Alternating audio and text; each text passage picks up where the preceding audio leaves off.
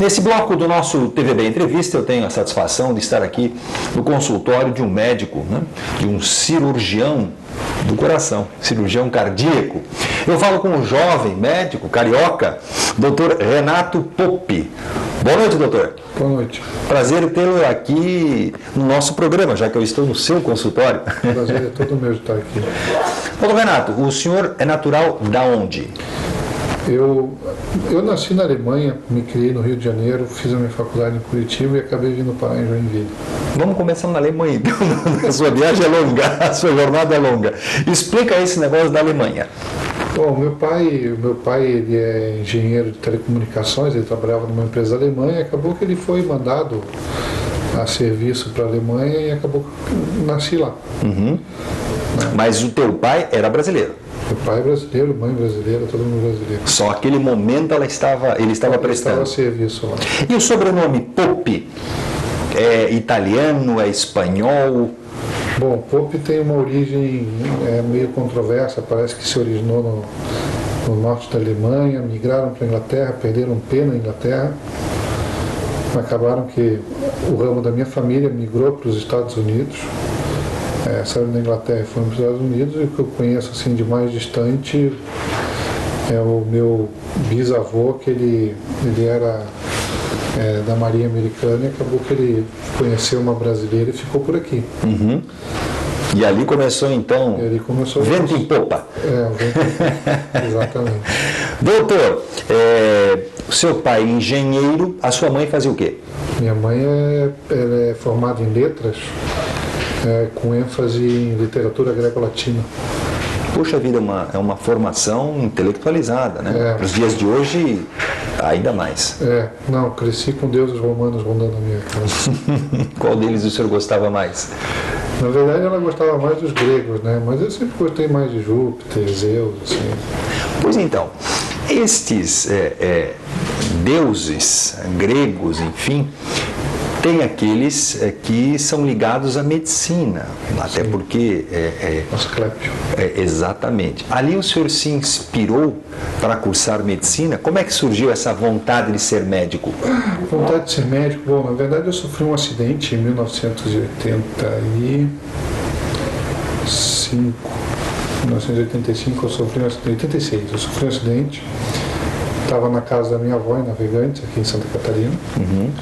E eu andando no muro, assim, depois de uma tarde de chuva, aquelas chuvas de verão, assim, acabou que eu fui pegar goiaba, acabou que eu escorreguei, caí de mau jeito, acabei tendo uma ruptura de um baço e fui operado no hospital Menino Deus, ali em Itajaí. Certo.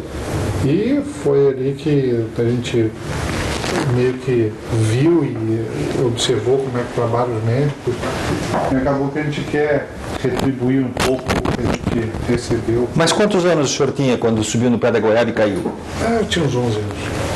Menino. Moleque.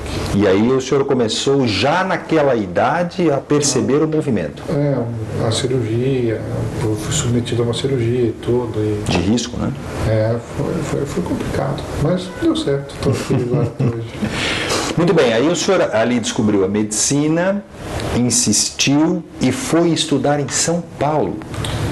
Curitiba, perdão. Curitiba, Acabou que ali pelos idos de 1987, o meu pai, com a crescente violência no Rio de Janeiro, resolveu se mudar para Curitiba, né? Então ele aceitou um emprego em Curitiba, na Siemens, lá, né? Quitel. E acabou que a gente cursou o segundo grau em Curitiba. Acabou que eu fiz a universidade também em Curitiba, a residência de cirurgia cardiovascular em Curitiba também.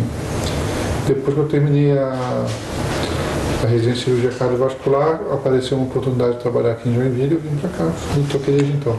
Mas a medicina tem multifacetas. Por que o senhor resolveu, eu não vou chamar de senhor porque é muito jovem, né? Por que você resolveu fazer cirurgia cardíaca? Teve também algum episódio especial? Olha, desde pequeno eu assistia aqueles programas que apareciam na televisão, onde mostravam uma ponte safena, um transplante de coração, essas coisas sempre me fascinaram. Eu entrei na faculdade querendo fazer alguma coisa relacionada ao coração.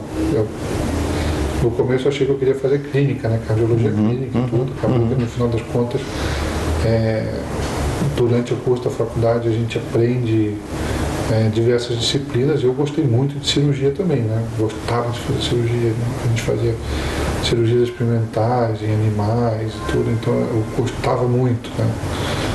E acabou que a gente juntou a cirurgia e o coração, cirurgia cardiovascular, e a gente está aí até hoje. Deu certo. Deu certo. Vou voltar aos gregos, mas lá atrás ainda aos egípcios, né? Nas múmias, a única órgão interno do corpo que era preservado era o coração. Os egípcios afirmavam de que ali saía toda a nossa condição humana. A alma ali residia, as emoções ali residia, tudo. O senhor tem alguma coisa de esotérico nessa questão clínica? O senhor acredita que o coração vai além do bater o sangue? Olha, o que a gente entende hoje, inclusive, não só, assim, toda a emoção que o ser humano sempre fala, independente da região, ela está relacionada com o coração, porque é um órgão que a gente sente, né?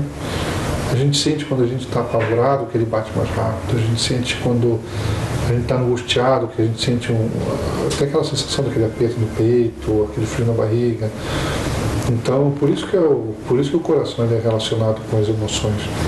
Mas atualmente, com o que a gente conhece da medicina, o que é relacionado com a emoção mesmo é o cérebro, né? Então, e essas tudo são sensações que a gente tem de respostas àquilo que o cérebro nos impulsiona, né? Mas, então o senhor é puramente razão, nada de emoção nas questões que vão além da medicina. Não, nas questões que vão além da medicina, não. A gente tem o nosso conhecimento, a gente tem a nossa fé também. A gente sabe que a gente nunca está sozinho, e muitas vezes a gente não consegue fazer tudo que a gente consegue fazer sozinho. Muito bem, aí eu saio de Curitiba consigo e chego a Joinville, né, em 2004. Por que o senhor veio para Joinville? Voltei ao senhor, já viu? Uma questão de médico-paciente é terrível. Bom, em Curitiba, naquela época, ali por volta de 2002, existiam dois grandes hospitais em Curitiba onde faziam muitas cirurgias, assim, que era o Hospital Cajuru e o Hospital da Santa Casa de Curitiba. E a gente conhecia, como a cirurgia cardíaca é um mundo pequeno, a gente conhece esses cirurgiões todos, né? E a gente ouviu falar que estavam dois cirurgiões importantes de cada um desses hospitais, tinham saído desses hospitais e voltaram para Joinville para poder fazer a cirurgia cardíaca funcionar aqui em Joinville. Certo. Esses dois cirurgiões, o Dr. Vitor Bauer e o Dr. Robson Poffo, né? Então eles vieram para cá. Alguma coisa aconteceu no meio do caminho, ali depois de 2 anos, que eles resolveram seguir caminhos separados, o Dr. Robson e o Dr. Vitor. E o Dr. Vitor, na época, ele tinha ficado, na verdade, precisava de alguém para vir aqui ajudar ele e abriu uma oportunidade de trabalho. Foi que eu vim para cá. Na época, Era teu professor, orientador, ou era apenas um cirurgião que trabalhava ao seu lado? O Vitor ele é um cirurgião, ainda ele é um cirurgião que ele tinha, na época ele tinha um serviço de residência médica. Isso. E então ele já era conhecido assim no meio. Eu não conheci ele pessoalmente, eu vim conhecer ele pessoalmente aqui em Joinville. Eu fiz uma entrevista com ele no consultório dele ali na Alameda Princesa Isabel. Então, portanto, ali tu já dizias, eu vou ficar uma equipe de um grande cirurgião numa nova cidade, no seu conceito de medicina. Exatamente. E a partir dali, vocês tiveram um avanço grande. Foi um avanço considerável, né? Eu trabalhei com o Vitor durante 4 anos, depois de 4 anos o Vitor resolveu voltar a Curitiba. O Robson estava também na época, nessa mesma época ele acabou que não tinha mais alguém para ajudá-lo, né? Então ficou eu sozinho, o Robson sozinho. Nós sentamos juntos, conversamos e resolvemos juntar forças, né? E a gente está aí desde então, né? Quantos cirurgiões nós temos hoje em Joinville, cirurgiões cardíacos? Cirurgiões cardiovasculares em Joinville nós temos o Dr. Alberto, que foi o primeiro. Né? O Dr. Alberto Borchardt, que hoje continua sendo um grande médico, mas é o presidente da Drogaria Catarinense, que é nosso patrocinador. Exato, o Dr. Alberto, então, ele foi o primeiro. Nós temos ali mais 2, 4 comigo, né? São 4, daí mais 2, 6 cirurgiões de adulto. E temos mais uma equipe de uns 7 cirurgiões que fazem parte infantil ali no hospital infantil. Nós temos mais cirurgiões para crianças do que para adulto? Na área da cardiologia? É que criança é uma coisa muito complexa. As cirurgias de crianças são muito complexas. São mais difíceis. Eu não diria... Até porque pelo tamanho, imagino, né? Assim, são cirurgias bem desafiadoras do ponto de vista técnico. São cirurgias bem complicadas. A mão continua sendo referência antes de se fazer cirurgia, para a gente se verificar se a pessoa tem uma mão delicada, uma mão afinada, ou hoje não é mais assim?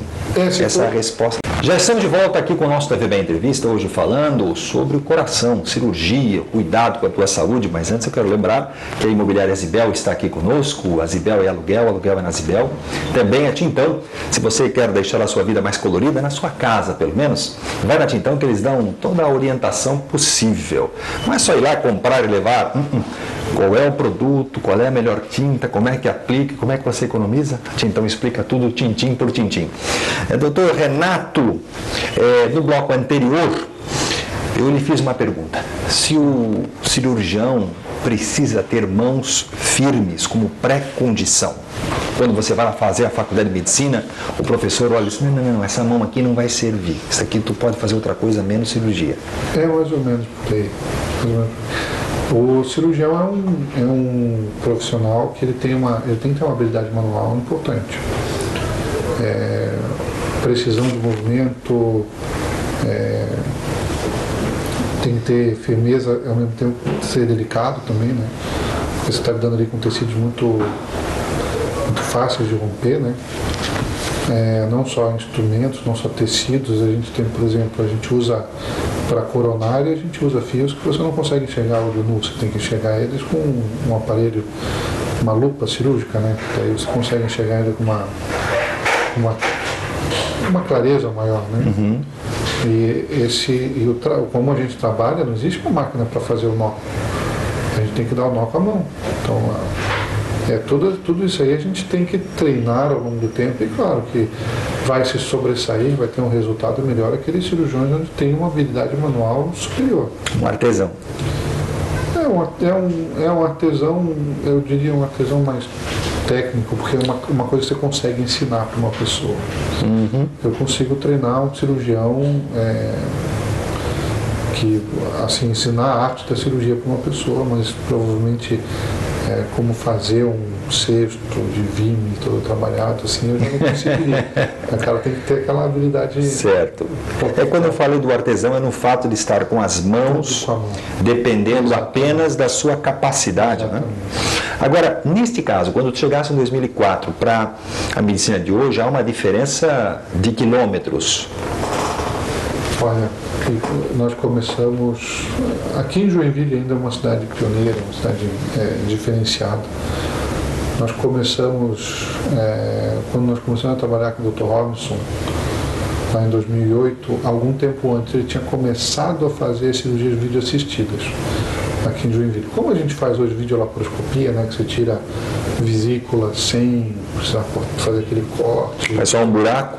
Faz um buraco. A mesma coisa o Robinson começou a desenvolver aqui em Joinville. Só que para o coração. Para o coração. Isso alguns anos, 2 ou 3 anos antes da gente começar a trabalhar junto. Quando a gente começou a trabalhar junto, a gente começou a aprender essa nova modalidade de cirurgia. E recentemente eu tive a oportunidade de encontrar o Dr. Leonardo Molinari, que foi um dos meus professores, né? Eu tive com ele, conversando com ele, falei assim, olha, a cirurgia que eu aprendi na residência é pré-requisito para a cirurgia que eu estou fazendo hoje, porque é completamente diferente. resultado estético melhor, um resultado de recuperação do paciente muito mais rápido. Tudo isso com a videocirurgia a gente conseguiu fazer esses avanços. E começou aqui em Joinville. Começou aqui em Joinville, na sala 8. No Brasil, isso? Aqui no Brasil, sim. Nossa, eu não sabia, não. Começou aqui em Joinville, na sala 8 do Hospital Regional.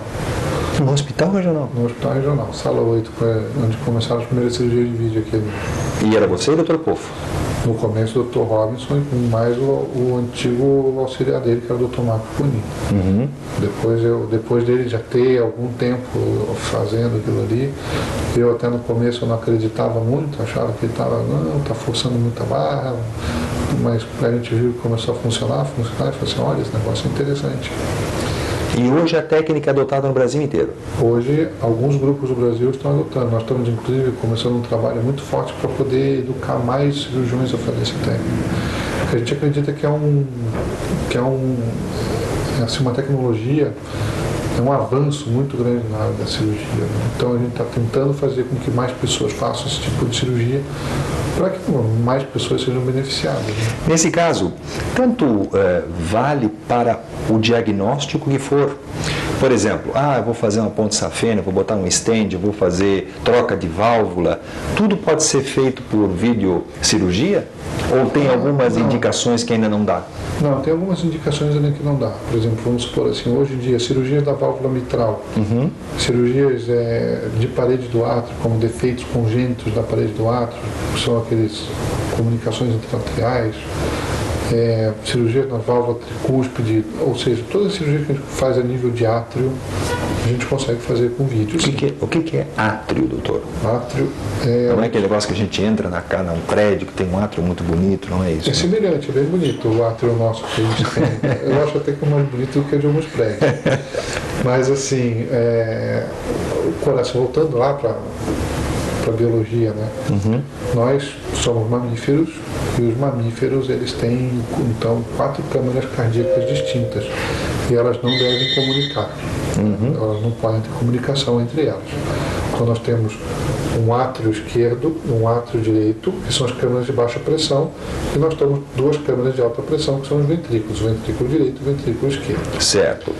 Então, entre um átrio e um ventrículo tem uma válvula, porque o sangue não pode retornar por onde ele veio. Ela só tem um caminho, uma direção. Ocasionalmente, essas válvulas podem estar obstruídas ou elas podem estar insuficientes, que são as doenças de válvula que a gente tem. Então, você pode ter uma estenose mitral quando ela está obstruída, você pode ter uma insuficiência da válvula mitral quando ela não segura mais o sangue dentro do ventrículo e o sangue retorna, então, para dentro do pulmão, ocasionando falta de ar, cansaço, insuficiência cardíaca, algumas arritmias. Então, essas cirurgias nessas válvulas nós conseguimos acessar muito bem com videocirurgia ou, mais recentemente, né, com auxílio robótico, porque com auxílio robótico nós conseguimos diminuir ainda mais a invasão no corpo da pessoa. E as demais, por exemplo, como eu falei, o stent, a cirurgia... O stent já é um procedimento que ele por si só já é minimamente invasivo, porque você faz um acesso arterial com um catéter bem fino e você consegue entrar na coronária e você consegue colocar o stent lá que vai abrir a obstrução. Claro que cada uma dessas modalidades de tratamento você tem que procurar um profissional que tem que te orientar nisso aí. Claro. Essa que é a nossa função aqui hoje. A gente não faz diagnóstico de uma doença. Geralmente o paciente vem para nós já referenciado por algum cardiologista, né, algum nosso parceiro, e a gente avalia o paciente e propõe ao paciente a melhor opção para ele naquele momento. Claro que o paciente, na medicina moderna, o paciente na verdade é quem decide o que ele quer fazer. Né? Então, agora, há 10 anos atrás, muito se falava na tal da cirurgia para tirar a venosa, né, para fazer a veia sair da perna, para colocar no coração, né? Ponte safena, famosa ponte safena. E isso não se ouve mais tanto falar, porque isso foi substituído pelo stent ou por outras técnicas? Não, pelo contrário. Na verdade, a cirurgia de ponte safena ainda é a cirurgia onde o maior número de cirurgias de coração são ponte safena ainda. Existem muitas lesões onde o stent não está indicado, onde o resultado do stent ele é pior do que a da cirurgia. Em algumas situações ele é melhor, então por isso que o importante é você começar com um profissional bem habilitado na área, que seja um cara atualizado, um cara que possa te guiar nesse processo. Nós fazemos em torno de 70% a 80% das cirurgias que nós fazemos hoje em dia ainda são cirurgias de revascularização do miocárdio, que a gente pode usar alguns enxertos venosos, que são as pontes safena. Que vem aqui da coxa, ou que vem? A gente, atualmente, nós estamos usando muito mais enxertos arteriais, né? A mamária de um lado, a mamária de outro lado, podemos usar a artéria radial do braço, que são enxertos que têm uma durabilidade superior às veias. Ah, é? Porque não é mais aquelas cirurgias, como eu disse, que a gente falava muito em tirar das pernas, né? Hoje em outras áreas do corpo. Não, atualmente a gente ainda usa bastante veia, né? Se chegar hoje, mas assim, atualmente nós preferimos muito mais os enxertos arteriais. Então, por exemplo, há um tempo atrás, onde você, por exemplo, faria uma cirurgia num homem jovem, assim, de 64, 65 anos. Jovem ao extremo. Precisando receber ali 2 pontes, uma lesão de tronco, por exemplo, que é uma doença grave, uma cirurgia que assim, já não é mais tão atual, é botar uma mamária e uma veia. Né? Atualmente, as cirurgias mais modernas, você coloca 2 mamárias, né, num paciente desse sim. Agora, falasses também na cirurgia robótica. Vocês são 2 médicos aqui, você e o Pofo, e hoje ele é uma referência. Isso, aqui nós somos em 3 médicos. 3. Já tirei um, já mandei um embora. Não, por favor, a gente precisa de quanto mais gente precisa. Porque eu falei, me equivoquei, porque nós falávamos do Dr. Pofo há pouco, né? Exatamente. Da sua equipe, né? Não, nós temos, aqui nós somos em 3, são 3 cirurgiões totalmente habilitados. Claro. Vamos falar um terceiro? Dr. Alisson Toski. Isso. Dr. Alisson Toski também, bem conhecido na cidade também. Mas nós 3 trabalhamos tudo com o mesmo tipo de cirurgia. Então, nós começamos, você falou do Robinson, né, com a robótica. Isso. Então, há uns anos atrás, nós começamos os primeiros casos de robótica da América Latina. Não foi aqui em Joinville, infelizmente, gostaria que tivesse sido. Nós fomos ao Hospital Israelita Albert Einstein, que veio pegar o Robinson daqui de Joinville. Ou seja, o equipamento era deles, mas o médico veio daqui. Precisava de um operador. Aí eles passaram o canto da sereia no rapaz lá e depois foi. Mas ele também continua, o Dr. Pofo continua vindo a Joinville. Continua. Raramente. Joinville ele vem, tem alguns pacientes que ele gosta de operar. Mas o que faz a diferença entre uma cirurgia robótica para uma cirurgia que hoje você me dizia da cirurgia por vídeo? Bom, a cirurgia robótica ela tem algumas facilidades. Por exemplo, assim, naquelas válvulas onde o reparo da válvula é muito difícil por outra técnica, seja por técnica aberta, vídeo, o robô ele te dá mais habilidade, porque ele consegue se movimentar muito melhor dentro da câmera do coração. Então eu consigo ter acesso a locais onde anteriormente era bem mais complexo de acessar. Então, para eu acessar esses locais, geralmente eu preciso fazer uma incisão um pouco maior. E, por exemplo, assim, quando a gente faz uma cirurgia por vídeo, nossa incisão tem variado aí de 4 a 8 centímetros, dependendo da complexidade do caso. E na robótica, a nossa incisão tem variado de 2 a 4 centímetros. Metade. Então, assim, e não é raro a gente conseguir fazer cirurgia assim, só com 12 centímetros de incisão. E isso tu também vais a São Paulo, junto com a equipe, fazer a cirurgia. Tu já faz cirurgia de robô também? Nós vamos a São Paulo e nós fazemos a cirurgia. Na verdade, a cirurgia de robô a gente não consegue fazer sozinho. Né? Então, a gente sempre precisa de 2. Geralmente é o Robinson ou o Alisson, ou o Robinson e eu. Né? Mas por que 2 cirurgiões? Um ficou olhando o robô e outro operando? É que o robô ele funciona assim, ele tem um console à parte. Então nós temos um cirurgião que é o principal, que ele está no console. Ali no joystick? No joystick fazendo a cirurgia, né, fazendo lá dentro. E nós temos um cirurgião em campo, esterilizado, né, todo paramentado. para fazer alguns nós ou separar alguns fios. E a pessoa que está ali do lado tem que conhecer muito bem a técnica também, porque senão tudo vira uma confusão gigante ali, né? E há também o caso de esse cirurgião que está ali presente, né, ao lado do paciente, ter que fazer uma intervenção no caso de um robô pifar ou de alguma zebra ali? O robô é uma máquina muito segura, né? Nós temos diversas cirurgias feitas, nós nunca presenciamos uma falha assim, que precisasse uma intervenção tão rápida assim. Mas assim, ocasionalmente o cirurgião que está do lado do paciente, ele precisa fazer algumas manobras para facilitar o robô. Por exemplo? Abastecer um fio cirúrgico, aí a gente tem que puxar o fio cirúrgico. Uma cirurgia de válvula, nós temos uma trama muito grande de fios que saem de dentro, são em torno de 12 fios que saem de dentro de uma incisão que tem 2 centímetros. Esses fios eles não podem de forma alguma trançar.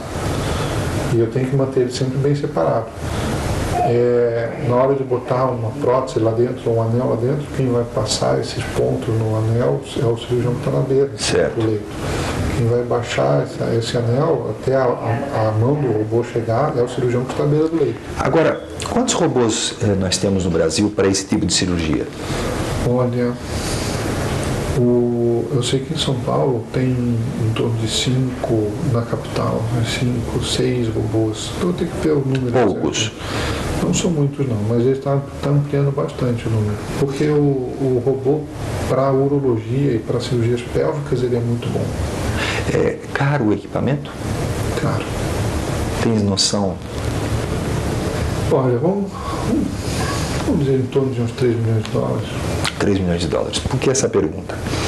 No Brasil está se roubando tanto dinheiro que se pegasse um pouquinho desse dinheiro e investisse em equipamentos, não apenas nesse robô, mas tantos outros, nós seríamos um país, não há dúvida nenhuma, com as pessoas de melhor qualidade, não de vida, mas com saúde. Daqui a pouquinho a gente volta, doutor. E o robô não está presente. Aqui é só o cirurgião e o seu Silva. Se você, meu amigo, quiser comprar um apartamento, o nome da construtora é Volpe. Sabe por quê? Às vezes a gente vai lá na pressa, né, ou na parte da emoção, vou comprar dessa empresa aqui, etc. Tal. Depois se arrepende, a empresa não entrega, ou se entrega muito pior do que você comprou. Na Volpe você compra na planta, se for o caso, e eles constroem dentro do prazo, com um custo menor do que você imagina, com qualidade excelente. Portanto, eu recomendo. A construtora em Joinville é Volpe, essa eu conheço. Também, se você quiser, meu amigo, né, deixar assim o seu traje mais elegante, a sua roupa mais elegante, é a Ravelli. Ravelli é moda masculina, que tem tudo isso para você em 2 endereços, no Shopping Miller ou ali na Ravelli Hangar, na rua Max Colin. Renato, nós falamos no bloco anterior sobre robótica.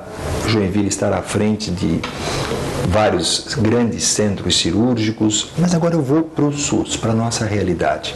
Tu operas muito no regional, é isso? Por quê? Olha, a cirurgia cardíaca é uma cirurgia de alto custo. Muita gente não tem acesso aos hospitais privados. E o SUS, ele faz um trabalho muito bom em cirurgia de alta complexidade, né? Nós temos a parte oncológica no SUS, é muito boa. A parte de cirurgia cardiovascular, você vai ver no Brasil inteiro, os grandes hospitais são hospitais onde também tem SUS. Os transplantes todos são feitos pelo SUS. Então a gente bate muito no SUS, mas a gente não enxerga às vezes muito tudo aquilo que o SUS nos dá. Então essa parte de alta complexidade o SUS faz muito bem. Aqui em Joinville, o Hospital Regional, ele foi recredenciado como um centro, uma unidade de cirurgia cardiovascular em 2002, quando eu falei que esses 2 cirurgiões, o Dr. Robson e o Dr. Vitor, vieram de Curitiba para cá para poder refazer então, a cirurgia cardiovascular aqui em Joinville. Naquela época tinha um hospital só que fazia, um hospital privado, e daí com o advento do SUS, nós temos aí hoje, feitos por nós, desde 2002, 2.800 cirurgias já realizadas. Quase 3.000? Quase 3.000 cirurgias realizadas desde 2002. Claro que teve períodos ali onde Nós tivemos algumas dificuldades, mas nos últimos 6, 7 anos está tudo bem tranquilo, assim, uma rotina bem estabelecida. Então eu vou fazer aqui um paralelo. Sim. Muitas pessoas, por ser uma cirurgia no coração, ficam ainda mais estressadas do que qualquer outra, certo? Muito bem. Não vou fazer no regional porque o hospital público não funciona direito, eu vou fazer no hospital particular. Esse receio a pessoa não deve ter. O que ele tem que escolher muito bem é o cirurgião. Tem que pegar a referência do cirurgião, pesquisa, conversa, se ele tem, ver quantos casos ele já fez, né? Se tem um movimento adequado, se está fazendo isso de rotina ou se é uma questão de exceção. Tem muita gente que... uma das vantagens de você estar no hospital do SUS, por exemplo, é que a gente não tem folga. A gente opera todo dia. Isso é uma vantagem ou uma desvantagem? Essa é uma vantagem, você está sempre afiado. Né? É que nem jogador de futebol, se parar de treinar, né, não consegue mais bater pênalti. Engraçado, as pessoas podem estar em casa pensando exatamente o contrário. Né? Então, médico cirurgião, quanto mais estiver no centro cirúrgico, melhor. Melhor. Está mais habituado, está mais afiado. E não falta equipamento, não falta material, porque não compraram tal coisa, esqueceram tal coisa. Olha, nós temos alguns problemas... Estou falando agora do regional, né? Nós temos alguns problemas pontuais de desabastecimento, assim, por conta de estratégia pública, principalmente quando você está na transição de governos, assim, né? Porque vence alguns contratos, aí a equipe que estava não quer passar para a equipe nova, quer rever os contratos, tudo. Então, existem esses detalhes, assim, que a gente está aprendendo ao longo dos anos a trabalhar para que a gente não tenha um impacto tão grande. Mas tirando isso, a cirurgia que nós fazemos no hospital regional tem a mesma qualidade que nós fazemos em qualquer outro hospital privado. O material é o mesmo? O material é o mesmo. O fio cirúrgico é o mesmo, o aparelho de anestesia é o mesmo, semelhante, não é o mesmo, né? Sim. Semelhante e tudo. Então... Tenho aqui na minha mão, né? Sim. Esses dois equipamentos aqui, um desfibrilador e outro marca-passo. Exato. Se eu for receber este tipo de equipamento do SUS ou de um hospital particular, tem diferença? Esse é mais baratinho por ser do SUS, o outro é melhor porque é um equipamento particular? Não, o preço é tabelado, né? Então é mais ou menos igual, mas o aparelho vai ser igual. Aqui eu vou no SUS, eu ganho, não tenho custo. No particular eu vou receber o mesmo equipamento com o custo. Qual é a diferença desse daqui, além do tamanho? Bom, são dois, a gente fala assim, tudo marca-passo, né? Mas o marca-passo, na verdade, é este pequeno que está na sua mão. Esse aqui? Na sua mão direita. E esse então é colocado dentro... Embaixo da pele, aqui em cima, perto do osso da clavícula. É uma cirurgia relativamente simples. É relativamente simples, é uma cirurgia que leva em torno de 30 minutos, com o paciente acordado, com anestesia local. Esse daqui já é um outro equipamento. Se chama um cardiodesfibrilador implantável. São para doenças diferentes, né? Uma é a doença do ritmo, principalmente atividade e arritmias. E esse aqui? Esse daí para doenças, por exemplo, insuficiência cardíaca, onde você tem o risco de morte súbita, miocardiopatia hipertrófica, que pode também fazer morte súbita, que é você fazer uma arritmia fatal, que a gente chama de fibrilação ventricular. Então, o coração dispara e não para mais. Dispara e ele bate uma frequência, ele está batendo uma frequência tão alta que ele não consegue empurrar o sangue para frente. Então, apesar do coração não estar parado, a gente chama como se fosse uma parada cardíaca. Que daí é o equivalente àqueles equipamentos que a gente vê em programa de televisão, né? Que vem as duas peças e dá aquele choque. Exato. Aquele é o externo e esse é o interno. Esse é o interno. Esse a gente só implanta em pessoas que têm alto risco de morte súbita. Né? Então existem algumas doenças onde a gente tem tradicionalmente, já tem escaneado, foi feito todas as pesquisas que ela tem um alto risco de morte súbita, então a gente implanta esse tipo de aparelho. Mas ele tem um prazo de validade? Ele tem, na verdade não diria um prazo de validade, ele tem uma carga de bateria que ela vai ao longo dos anos, ela vai gastando. Se esgotando, né? Por isso que o portador de marca-passo ou qualquer um desses dispositivos implantáveis, ele tem que pegar e tem que ter um acompanhamento rigoroso para que veja como é que está o funcionamento da máquina, para testar se os eletrodos, os cabos que estão lá dentro estão em posição adequada, se eles não estão partidos, se a carga da bateria é adequada para o que o paciente precisa ou não. Então essas visitas, dependendo do aparelho, de 6 a 1 ano, tem que estar sempre vindo fazer uma avaliação desse tipo de aparelho. Tem fila de espera nas cirurgias do nosso hospital regional? Eu tenho atualmente 23 pacientes em espera para a cirurgia. Fazes 1 ou 2 cirurgias por dia? Por dia. Esta fila é longa? Quanto tempo dá isso? Olha, hoje se eu fosse operar todos os dias, daria em torno de 6 cirurgias, nós fazemos em torno de 5 cirurgias por semana, daria em torno de 1 mês e meio, se eu fosse fazer só exclusivamente a fila. Claro que existem algumas pessoas que aguardam um pouco mais, por serem doenças não tão complexas, e acaba que os pacientes que vêm via pronto-socorro ou que estão internados no hospital, que são situações de emergência ou urgência, acabam que tomam essas vagas no centro cirúrgico, então, para que a gente possa fazer essas cirurgias. Então, eu vou falar em uma fila de 2 meses? Por aí. 2 a 3 meses? Em torno disso. Mas não corre o risco o paciente, portanto, de vir a óbito porque não foi operado em tempo? Todos os pacientes que estão na fila, eles sabem, porque eu mesmo informo a eles, que se eles tiverem algum desconforto ou que eles sintam que não está da mesma forma como eles estão no momento da consulta, se eles sentirem que tem uma piora do quadro clínico, é para eles procurarem imediatamente pronto-socorro. A gente avalia eles, se realmente é uma situação que coloca eles em risco de vida, a gente antecipa as cirurgias. Já acontece, já aconteceu? Já aconteceu diversas vezes. Agora, voltando a esse tempo ainda, se nós compararmos com outras especialidades, né, a neurocirurgia e tantas outras que eu posso aqui citar, esta é uma fila pequena para o número de casos cirúrgicos que nós temos na cidade. Exato. Eu estou bem satisfeito. Não tem nem quase fila, né? Eu estou bem satisfeito com esse número. Foi um trabalho árduo, do ano passado para cá. No ano passado nós estávamos com 66 pacientes na fila. 66 pacientes na fila, nós conseguimos reduzir para 20, 23. Um terço. Nós temos alguns pacientes que a gente chama para operar e os pacientes se recusam a operar, porque dizem que não estão ruins, não estão querendo operar. Tem isso também? Tem bastante. Tem medo da cirurgia? Eu acho que é medo de fazer cirurgia ou às vezes acha que não precisa fazer.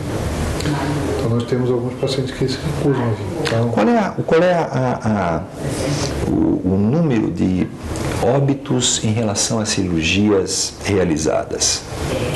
Olha, atualmente nós temos a estatística do nosso grupo, nós temos uma mortalidade de agora, nós estamos falando de 2015. Deste ano. Nós estamos com 3,5% de óbitos, num esperado de 5,5%. Bem abaixo da própria meta. Não é nem meta, né? Vamos falar estatística. Como é que funciona? Nós temos algumas classificações de risco. Nós atualmente adotamos o Euroscore, que é mais fácil. Esse Euroscore eu coloco individualmente cada paciente. É mais fácil? Para trabalhar com ele. Então eu coloco individualmente cada paciente. Então, vamos supor, tem paciente que tem 50% de chance de morrer durante a cirurgia. Tem paciente que tem menos de 1% de chance de morrer durante a cirurgia. Então, dos nossos pacientes, a média desse Euroscore daria uma mortalidade esperada de 5,5%.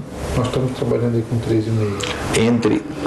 A média que seria entre os de 50% e o de 1%. É a média que dá 3,5%. Dá 5,5%. Pois é, mas no caso de vocês é o que está dando 3,5%. 3,5%. Né? O realizado o esperado seria 5,5% de mortalidade. Se eu tivesse até 5,5%, eu tenho como saber que o meu serviço está bom. Acima de 5,5%, meu serviço está ruim, eu preciso reavaliar. Quais são as cirurgias de maior risco? As mais complexas? As de maior risco são as emergências, né? A gente chama, as emergências que nós temos são basicamente 3 hoje em dia do adulto. São endocardites, que são as infecções dentro do coração. Infecções.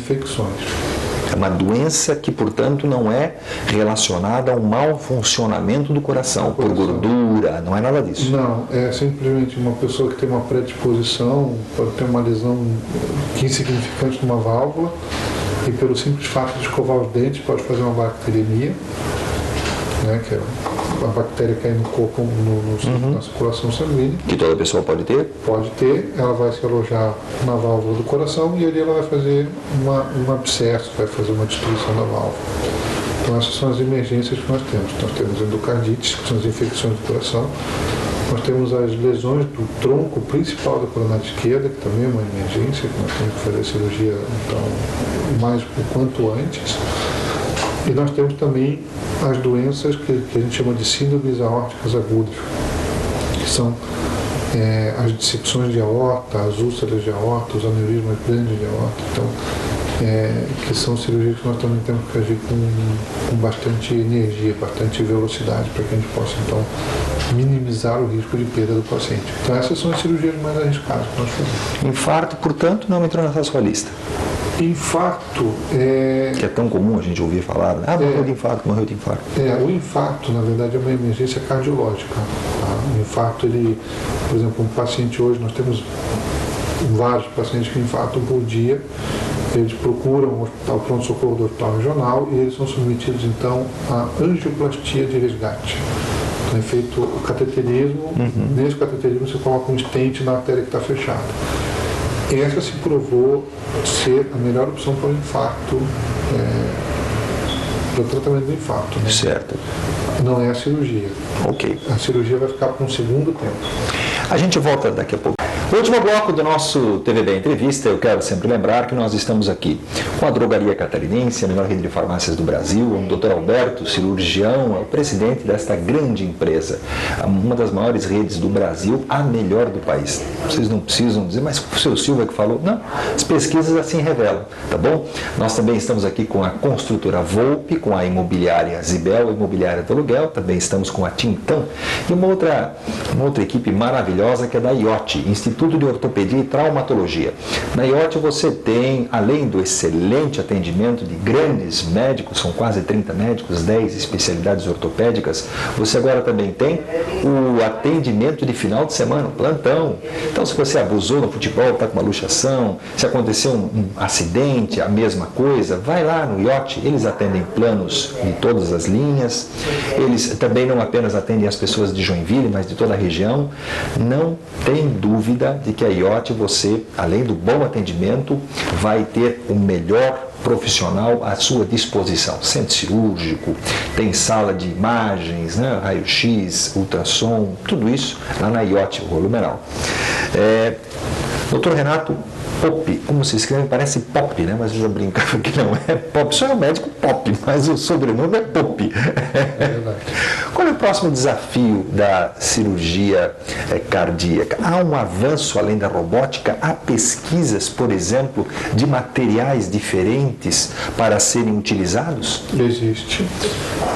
A cirurgia cardíaca ela está evoluindo para, assim, cada vez menos invadir o indivíduo. Então a gente está trocando incisões grandes, aquela serragem do osso, para cirurgias por vídeo, para cirurgias com microcortes, e nós estamos incorporando também muita tecnologia por catéter. Ou seja, de novo, a forma de realizar a cirurgia, mas em materiais não. Os materiais não estão em um processo tão diferente do que nós temos hoje. Sim, não, atualmente nós temos uma pesquisa muito grande nas válvulas que são implantadas por catéter. Então isso aí são tecnologias que estão evoluindo assim muito rapidamente. Então são válvulas onde antes a gente colocava, são válvulas que você tem que costurar ela, e hoje em dia elas estão colocadas em cima de um stent e a gente coloca ela no local e a gente expande ela. Seja por balão ou seja por material, pela própria propriedade do metal. Então o cirurgião cardiovascular hoje em dia ele está avançando muito nessa nova tecnologia dos catéteres, que outras especialidades já estavam bem avançadas. Então o cirurgião cardiovascular está entrando nisso aí. Renato, é muito comum hoje a gente falar nos transplantes, transplante renal, certo? Transplante de córnea, e ouve-se muito pouco transplante de coração. Parou, o número é maior, os problemas cada vez ficam mais complicados? O que está acontecendo? Na verdade, o transplante ele é uma modalidade de tratamento muito válida ainda, muito usada, né? Nós temos, na verdade, pouco transplante cardíaco em Santa Catarina. Pois é. Mas no Paraná nós temos ainda, São Paulo tem bastante, em Fortaleza também tem. Mas por que nós temos pouco transplante aqui em Santa Catarina? Não temos doadores, não temos casos? Santa Catarina é o estado que mais capta órgãos, ou seja, o catarinense é o povo no Brasil que mais doa órgãos. Uhum. Parabéns a todos nós, né? Exatamente. Então, Santa Catarina, por vários anos, é o estado que mais capta órgãos para transplante. Nós temos um serviço muito sólido de transplante hepático em Blumenau, no Hospital Santa Isabel. Aqui em Joinville, nós temos um serviço de transplante renal muito forte, avançado. Mas eu volto à questão cardiológica, né? Por que nós não temos quase cirurgia no coração de transplante? Nós estamos em processo de credenciamento do Hospital Regional para transplante cardíaco também. Uhum. Claro que o Hospital Regional é um hospital que esteve abandonado por muitos anos. Sem dúvida. Ele tem uma infraestrutura que precisa de uma atenção maior, que está acontecendo hoje em dia. Hoje em dia você chega dentro do Hospital Regional, ele mais parece um canteiro de obras do que propriamente um hospital. Onde inclusive tu foste diretor, né, do próprio hospital. Fui diretor clínico do hospital. Eu quero inclusive fazer uma homenagem aqui ao Dr. Renato Castro, o Renatão, que foi uma pessoa com quem eu sempre tive uma relação muito bonita, né, de respeito por ele ser um grande cidadão, uma pessoa dedicada à causa pública, um grande médico, uma pessoa de grande caráter, e que foi por muito tempo também seu chefe. Foi. Nós trabalhamos junto, né? Ele como diretor-geral e eu como diretor clínico. Realmente é uma pessoa que vai fazer falta. Mas eu interrompi essa conversa sobre o regional para fazer essa homenagem, mas então, tivesses passagem lá na direção do hospital. Sim. E aí você pôde perceber que mudanças deveriam acontecer. Na verdade, já é um planejamento antigo, já de outras gestões, já tem um planejamento grande para ampliar o hospital regional, para que a gente possa cada vez mais oferecer um tratamento de ponta para a população, né? E nós estamos aí na briga, já faz alguns anos, para que a gente consiga fazer transplante cardíaco. Só que para que isso aconteça, nós precisamos ter uma infraestrutura aceitável, porque é uma cirurgia bem complexa. Hoje nós não temos isso. Nós estamos trabalhando para ter. Pois é, mas hoje impossível de se realizar um transplante cardíaco na nossa cidade. Na estrutura atual, ainda não, mas nós estamos bem próximos. Bem próximo. Bem próximo. Nesse caso, existem indicações de pessoas do Estado que vão se operar fora? O senhor conhece algum caso assim? Olha, eu não tenho acesso à fila de transplante, porque eu não sou um cirurgião transplantador ainda, né? Certo. Mas eu não ainda, olha o detalhe, ainda. Nós estamos brigando. Então, assim, nós não temos acesso a essa fila de espera. Mas o que eu vejo é que tem bastante gente que a gente poderia, assim, ter ajudado mais com essa modalidade de terapia, né? Com transplante cardíaco. Certo. Com auxílios, com dispositivos, como ressincronização, com próprio suporte de ventrículo, né? Coração artificial. Tudo isso a gente tem pessoas que a gente já viu que a gente perdeu porque não tinha essa tecnologia disponível. Esse serviço. E é uma situação que nos angustia muito, né? E criar um serviço é complexo porque não envolve apenas você ter uma adequação física. Você tem que ter uma mudança de mentalidade, você tem que criar um corpo de profissionais, né?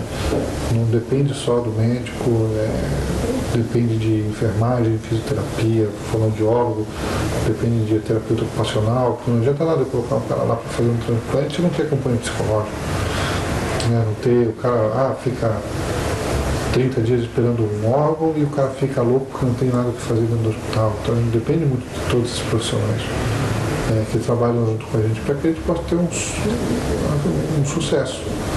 Certo. E o sucesso do profissional de saúde, seja ele médico, enfermeiro, fisioterapeuta, terapeuta ocupacional, nutricionista, é um paciente plenamente restabelecido de volta à sua vida o mais normal possível com a sua família. Nesse caso, Tem também uma estatística dos casos que foram transplantados, de que tiveram uma sobrevida? Tem um número hoje, estatística no Brasil?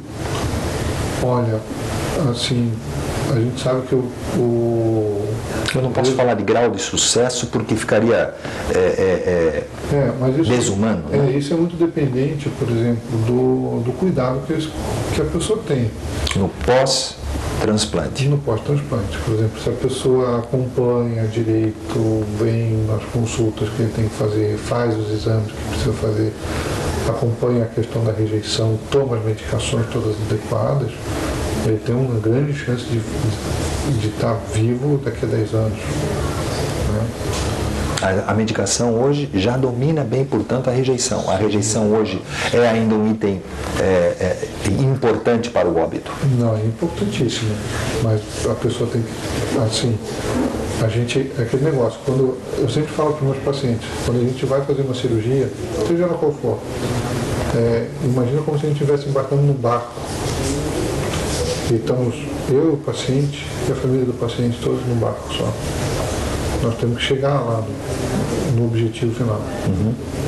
Não é só eu dependo deles também. Então, se eu faço tudo bem feito e o paciente não se cuida, o trabalho é jogado no lixo. Esforço nulo. Se o paciente se cuida e eu faço meu serviço mal feito, o resultado é o mesmo. Então a gente precisa da parceria com o paciente também. Então, por exemplo, vamos fazer uma cirurgia de ponte safena no paciente, ele tem que largar o cigarro, ele tem que cuidar da sua diabetes, ele tem que começar a fazer exercício físico regular, e eu tenho que estar bem habilitado, tenho que estar descansado, tenho que ter estudado para fazer a melhor cirurgia para ele. Então é uma parceria. No transplante é semelhante. O paciente tem que saber que ele vai entrar numa condição de vida onde ele vai ter que ter cuidados especiais, ele vai ter que ter uso de antibióticos, de terapia anti-rejeição, né, muito mais. Ele vai ter que controlar muito bem isso. Vai ter que vir no médico, não adianta fazer cirurgia e sumir. Ok.